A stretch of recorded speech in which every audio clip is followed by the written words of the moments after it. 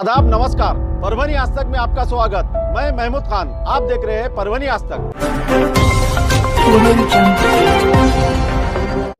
दिल्ली में किसानों के आंदोलन के समर्थन में परभनी कांग्रेस पार्टी का धरना आंदोलन।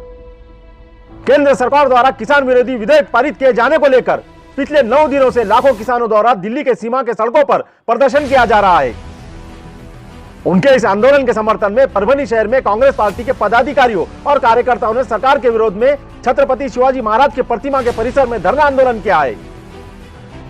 इस अवसर पर कांग्रेस शहर जिला अध्यक्ष नदीम इनामदार, कॉमरेड राजन क्षीरसागर, बाला साहब देशमुख, सुहास पंडित, मिनाज कादरी, मलिका गफ्फार, गुलमीर खान, श्रीधर देशमुख, तुकाराम साटे, अमोल जादव, खदीर लाला हाशमी, शेख मतीन, असलम भाई, दिगंबर खरवड़े, कल्याण लोहट आदि पदाधिकारी और कार्यकर्ताओं की उपस्थिति थी। इंडियन रिपोर्टर्स एसोसिएशन महाराष्ट्र महिला विंग के श्रीदेवी पाटिल का किया गया सत्कार। सांगली के प्रसिद्ध समाज सेविका श्रीदेवी पाटिल को हाल ही में इंडियन रिपोर्टर्स एसोसिएशन की महाराष्ट्र राज्य महिला विंग की सचिव के रूप में चयन किया गया है। चयन के बाद श्रीदेवी पाटिल उन्होंने सातारा जिले का दौरा किया है। इस दौरे के दरमियान उन्होंने कराड़ के पत्रकारों से मुलाकात की और उनके समस्याओं को जाना है। कराड़ के पत्रकारों द्वारा श्रीदेवी पाटिल का सत्कार किया गया। श्रीदेवी पाटिल को पुष्पगुच्छ शाल से उनका सत्कार किया गया है। इस अवसर पर इंडियन रिपोर्टर एसोसिएशन के महाराष्ट्र राज्य अध्यक्ष संजय कुमार कोटेचा, सांगली साप्ताहिक दूरदृष्टि के संपादक आनंदराव देसाई, दैनिक महाराष्ट्र न्यूज के संपादक सचिन बर्गे, वसुंधरा पवार कदम, मयूरी फड़तरे, अमृता तलाल, चामल धोनवन और आदि मान्यवरों की उपस्थिति थी। स्वास्थ्य सेवाओं पर बुनियादी स्वास्थ्य प्रणाली लागू करे, movement for piece and justice संस्था की मुख्यमंत्री से ज्ञापन द्वारा मांग। कोरोना वायरस के प्रकोप के साथ हमारे सार्वजनिक बुनियादी ढांचे की स्थिति बहुत खराब हो चुकी है। इसीलिए स्वास्थ्य सेवाओं की बुनियादी स्वास्थ्य प्रणाली रजिस्ट्रेशन एंड रेगुलेशन अधिनियम लागू करने की मांग परभनी के movement for piece and justice संस्था द्वारा मुख्यमंत्री से की गई है। एक ज्ञापन द्वारा कहा गया है, कोरोना वायरस के साथ साथ हमारे सार्वजनिक बुनियादी ढांचे की स्थिति बहुत खराब हो चुकी है। इसीलिए आम जनता को निजी अस्पताल में इलाज करवाने के लिए अपना घर बेचने को मजबूर होना पड़ता है। महाराष्ट्र राज्य अपने कुल राष्ट्रीय उत्पाद जीडीपी का 0.5% स्वास्थ्य सुविधाओं पर खर्च करता है, जो राष्ट्रीय औसत से आधे से भी कम है। उसी तरह देखभाल की कमी के कारण सरकारी अस्पतालों, डॉक्टरों और अन्य पैरामेडिकल स्टाफ में असुविधाएं की भी कमी है। राज्य में 79% से अधिक लोग स्वास्थ्य सेवाओं पर अपनी जेब से खर्च करते हैं।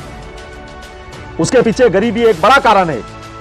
इसीलिए सार्वजनिक हित में राज्य सरकार से मांग की गई है कि वो जीडीपी का कम से कम 2% खर्च करने के लिए स्वास्थ्य पर सरकारी खर्च में वृद्धि करे और लोगों को कुछ राहत प्रदान करने के लिए basic health system registration and regulation अधिनियम को लागू करे। इस तरह की मांग का ज्ञापन movement for piece and justice संस्था की ओर से जिला कलेक्टर द्वारा राज्य के मुख्यमंत्री से की है। ज्ञापन पर सैयद नजम, खुर्शीद इनामदार, सैयद फारूक, सैयद अनवर आदि पदाधिकारियों के हस्ताक्षर थे।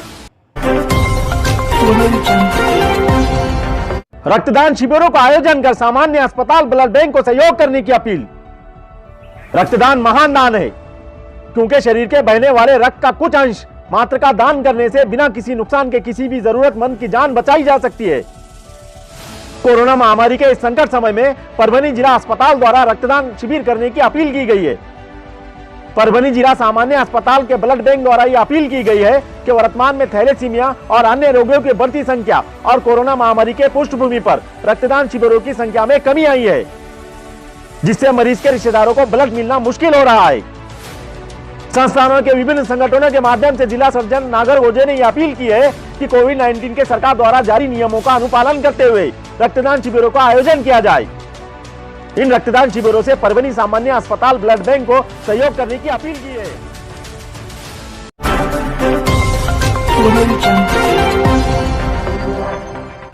आपने जो प्यार परभनी आज तक को दिया है, उसके लिए आपका बहुत बहुत धन्यवाद। आपको हमारा ये चैनल पसंद आया हो तो लाइक कीजिए, शेयर कीजिए, सब्सक्राइब जरूर कीजिए, ताकि सबसे पहले खबर आप तक पहुंचे। और देखते रहिए परभनी आज तक।